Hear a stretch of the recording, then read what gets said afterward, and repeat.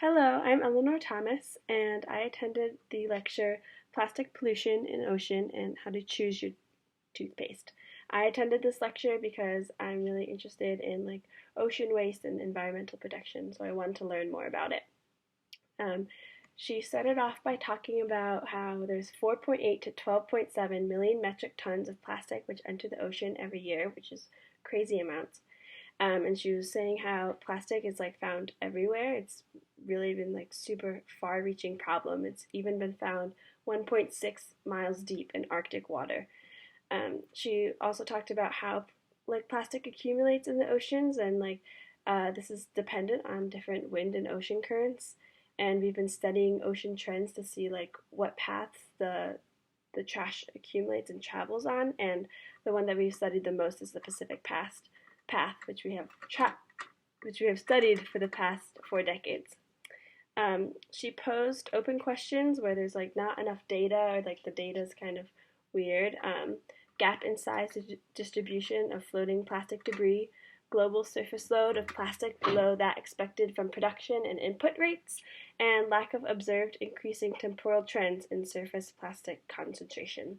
So that's basically just concluding that there has been a substantial loss of plastic from the ocean surface, which is concerning.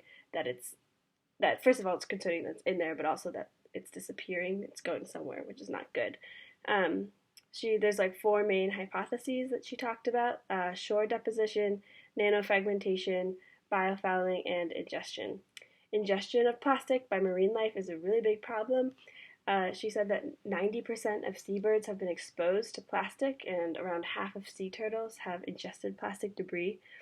Another huge problem with ingestion is these things called microbeads. They are found in toothpaste and lotions and other various scrubs, and a single product might have up to 350,000 of these polyethylene or polypropylene microbeads. They're there because they're really cheap to make, and they're cool to say on the thing, oh, exfoliating beads and stuff, and so people market it as that. However, they're really harmful to the environment because when they are rinsed down, they go into the sewage systems, but then the water treatment plants don't filter them out because they're so small. And then they get into the oceans, and the fish believe that they're other fish eggs, and so they eat them, and then they get hurt. She stressed how big of a problem it is in the Great Lakes, especially. There are 7,000 plastic particles per kilometer squared in Lake Superior and Huron, and in Lake Michigan there's 17,000, in Lake Erie it's 46,000, and then Lake Ontario is just the worst, and it's 250,000 microbeads per kilometer squared. States like California, Colorado, Illinois, Indiana, Maine, Maryland, and New Jersey, and then other individual counties have banned products containing these microbeads. This was a really I already knew about the microbead problem, but I didn't know about how extensive it was. And also, I'm from Chicago, and I had no idea that this was such a big problem in the Great Lakes, and Chicago is very dependent on Lake Michigan, so I didn't know it was a very specific problem to where I'm from.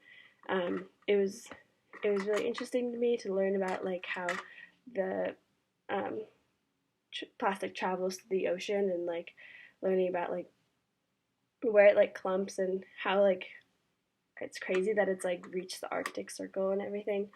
So it's really scary, and it just also helps motivate me to do what I know that I want to do, which is environmental protection.